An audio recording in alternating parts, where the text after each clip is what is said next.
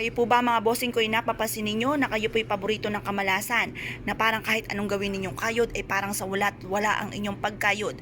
Mainam na subukan nyo po itong gawin mga bossing. Dumakot po kayo sa inyong baryahan, marami-raming barya ang ating gagamitin. Hugasan nyo po muna ito mga bossing at pagkatapos ay patuyuan sa sinag po ng araw sa umaga.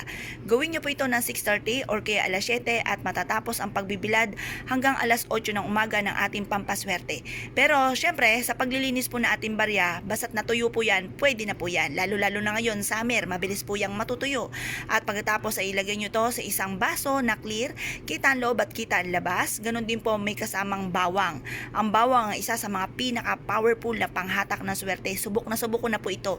Maglagay po kayo mga bossing sa inyo pong center table.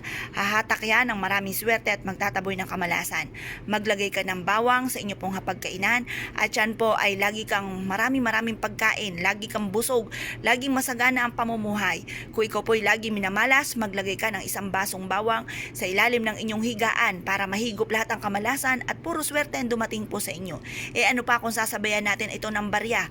Ang barya ay isa sa mga pinaka-powerful na panghatak ng swerte. Ang gawin nyo lamang po ay ganito.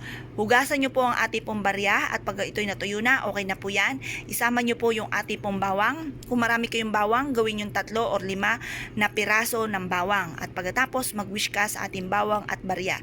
Sabihin nyo, sa pamamagitan nito ay kayo'y yayaman na. Magtatagumpay kayo. Lahat ng mga rarakitin nyo ay kayo po'y magtatagumpay po dyan.